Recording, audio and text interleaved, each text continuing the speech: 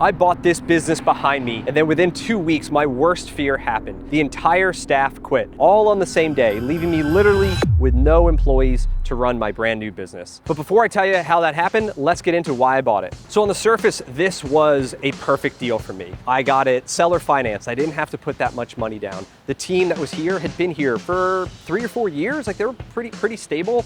The revenue was below average, but I knew that would be an opportunity for us to increase it, because that's what I'm really good at. And as you can see behind me, it's a huge shop. I mean, I think it's 7 or 8 bays. It's one of the larger stores that we own. And size matters in this business, because the more cars we can fix at a time, the more we can output. So it had all the ingredients and what I look for in a great deal and a great site and a great location. So whenever I buy a business, I run the same playbook every single time for one sole purpose, which is so that people don't quit. The playbook's pretty simple.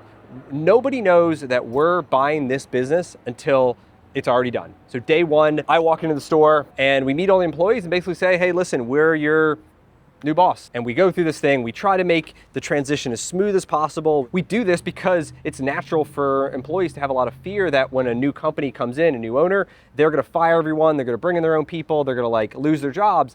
And that if they know their company's getting sold, they may proactively leave to find a better opportunity out of the fear of the new boss coming in and changing a bunch of stuff. Which is why I've designed this plan this way. We've done it 30 plus times in all the stores that we bought, but this time it went terribly wrong. So I go in, I give my big speech, the speech I've given 30 plus times now. Normally, it's met with a little bit of excitement that, wow, okay, you guys are gonna make some investments into the store. We're gonna keep all these things. We're gonna make it much better. We're now part of this bigger organization, which is one of the best here in the area. And we calm the fears and all the concerns usually pretty quick. But the vibe here was completely different. It was confrontational, where everything that we wanted done, they didn't want done at all. So immediately they're complaining about all these little things. For example, we need our store managers to take cash to the bank. Right? We have 36 locations. It's their responsibility. They were used to the seller coming every day or every couple days to take the cash to the bank. So they didn't want to do it. And they thought it was a big problem. But for us, we're like, listen, it's just part of the job. It's not that much to ask. They were also really upset that we got rid of one of the vendors that they were used to using, and we put in our preferred vendor. They provide the same service, we get better pricing on this other thing, but they were really upset about this. But at the end of the day, it's all the same. And then we have a high standard on how we want phone calls answered, we want customers treated, we want Google reviews, we want complete inspections on the vehicle. We have a standardized process that we want run at every single store, because that's what's made us very successful over the last decade or so of running these shops. And so they just didn't want to play at the level that we required. And some people want to take the easy road out, and some people, like me, don't. We take the hard road sometimes, but that's where we get results. And they kind of had that feeling that, I don't know, they just didn't want to play at that level. To us, the things that felt kind of minor, but in their world, I don't know, they were huge. So when I left here on day one, my impression was, I don't think these guys are gonna last. How long have you been doing this? Where'd you work before this? I used to work for Service Electric. I was their service tech on all their cable trucks. It was the most laid-back job you'd ever had. My feet were up half the day. Why'd you leave?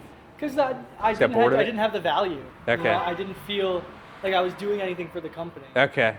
And everyone that's older has said, why'd you leave? Yeah. I'm young. I'm making unsmart decisions as some see it. I enjoy it. Yeah. But you kind of want the drive to learn. I love working. I've learned so much just from repetition since starting here. Okay. Stuff that I know I'm able to do, but I didn't have the we see a different car every day too. Yes. So it's not the same car over and over again. Exactly. But the new challenge of it all. But it's been good working here. Oh, I love it. Yeah. I love it. Like I was telling Ryan, this is I don't dread coming to work. I wake up and I enjoy coming to work. Yeah. Something to look forward to. Yeah. Otherwise, if you hate every day, it's like. It's hard to go. It's hard to get yourself out of bed though. So it was less than 2 weeks after that first day, and it was a Saturday morning. My district manager, who oversees these stores, gets a call. The first employee shows up here. The door's locked, and he can't get in. And he looks on the ground, and he sees that there's this letter at the door. And he opens it up, and this is what it says. I quit, everyone. This isn't the actual letter. But everyone quit that day. They left their keys. They said we're out. And we had to scramble because it was their busiest day. We just bought this business. We have literally no one except this one guy who's filling in for somebody's vacation. So then all the thoughts are running through their head. What are we gonna do? Do we need to shut this thing down? You know, I just spent $250,000 buying this business, and literally we have nobody to run it. I'm not a mechanic. I've never fixed a car in my life, so I can't really help on that front. You know, that's just like the biggest fear, that you put all this money and take all this risk and sign this big lease, and then all of a sudden you have no money coming in. And so what are you gonna do about it? The day they quit, the call you got. I got a call from the DM, Yeah. and he's like, "You will not believe this." He goes, "They all walked out. They just dropped their keys and left, walked out. yeah. I need help. You know what I mean? Do you know of anybody who can run the shop?" Yeah, what'd you tell him? I'm like, Sorry, man. I think you sent him one. I think we got somebody else from some other store. Yeah, We like hodgepodge the group here. Was it like, how many days have you bought it? It was like it was less than 2 weeks, Yeah, right? yeah, it was within 2 weeks. Yeah. Within 2 weeks, they just literally put their keys in the counter. Yeah, I had a note. I think they all went to start their own shop, is what I heard. They did. Yeah. Yeah, they did. Competition?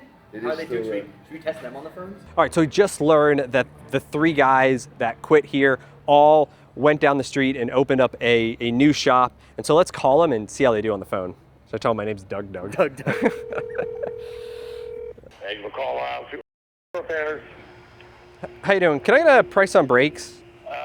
What's your make and model? I got a 06 Honda Accord. 06 Honda Accord, you looking for front or rear? I don't know, it's just making a noise. Okay, well, if it's front pads and rotors, you're looking at about $450 plus tax. Yep. You want to schedule an appointment? I don't know, can you do it right now? No, not right now, I can't. Right now, I'm booked up until Tuesday of next week. Till Tuesday. Oh, wow. Yep. Okay. All right, well, it's grinding pretty bad, so I don't know if I can wait that long. Yeah, unfortunately, I'm booked up till Tuesday of next week right now. Okay. Yep. No problem. Thank you. All right. Yep, bye. Yep, thanks. See ya. Bye-bye. It's good they don't work for us anymore. All right, so now I'm gonna call one of my shops, but I gotta use not my phone because we have caller ID. If they ask, my name's Dougie Doug. Thank you for calling Midas and Easton. This is Isaac. How can I help you? How you doing? Can I get a price on brakes? Yeah, I mean, our brake package here started about $150 or so. We do offer the free check prior. If you want to bring it by, I can take a look at it for you first. Okay. What can you do it today? Yeah, what time works for you? I could be there in, I don't know, 20 minutes. You got some time to leave with me for a little bit? My guys are each working on some vehicles here, but I'll get it worked in so I can open pay for you. Yeah, I don't know how long. I don't know if I have a ride though. I mean, I can always get you an Uber back and forth if that's the case. We offer Uber service here. Okay, and I don't have to pay for it? No, I mean, we'll take care of that and at least get you checked out. Just that way we can buy some time to get it looked over for you properly. Okay, yeah, that sounds good. All right, yeah, what's your phone number? I'll put you in here. And your first name? Doug? All right, Doug, I got you all set. Bring it on in when you're ready. We'll take a look at it. All right, see you soon. I don't know, I think we did a much better job. We didn't jump to a price right away. We gave a starting price, but at the end of the day, we don't know what we need. We can't diagnose a car over the phone. We can't fix a car over the phone. The best we can do is be friendly, invite somebody in. He said, yeah, coming in today. I gave the objection about a ride, no problem. We're gonna pay for an Uber to get you home. Like, we try to make it as easy as we can. And then once we're in person, we can check it out, we can build trust. And from those two, obviously I'm biased, but like you get the gruff guy on the phone, he says, I can't look at it until next Tuesday, it's gonna be $450, or, Midas, we can be $150 and get me a ride home and we'll check it out and see what I need. So that's what we do. Yeah, we focus on solutions, not just like questions. And in the automotive repair business specifically, the phone is so important. It's like the first big impression, which is why we hammer it, which for some people, if they don't want to follow our process, which we know works, it's not gonna work out. Yeah, what happened here? I don't even know. Holy Never seen something this bad. Just changing the tire. Yeah, you pretty good at changing tires? Yeah. All right, how long do you think it'll take you? But not too long. We're trying to get a leaderboard to see who can change tires the Let me know fastest. when you're gonna start. All right, you tell me. How many guys have you? Two. Oh, so. The one guy was pretty good. He worked at Mavis for a long time, he said, and all we did was like tires, and Yeah. he was I worked at Fires. he was super quick on it. So Yeah, I've done a lot of tires. yeah. Did you like fire stuff? I did. Didn't really like the boss I was working for. How do you like it here? I like it here. I do like it here a lot. What'd you not like about your boss? Can I swear? Yeah, you can say whatever you want. Yeah, Just the way he treated and talked to everyone. And yeah, he just cared about himself and his bonuses and stuff. He didn't really care about what happened back here. He only cared about like himself up there. Never really listened to what we needed for the shop. Yeah. He's just selfish. People don't quit their jobs, they quit their bosses. Yeah. So. And it's crazy because now he works for Firestone over here, and I hope, yeah. I just want to pass by and see him. Like, see him on the. See you now. yeah, just see me now. I've evoluted. So I was pissed because the entire team walks out, and they really just didn't give us a chance. Like, we have bought a lot of stores. We have transitioned a lot of people from the old sellers into ours. I mean, some of these guys have been with me now for 5, 6, 7, 8 years and are doing way better. They're thriving in our organization. I want to give everyone a chance, right? We want to do the right thing. We try to make it easy as we can. But then at the end of the day, some people are just like oil and water. But I knew this, right? We knew this on day one.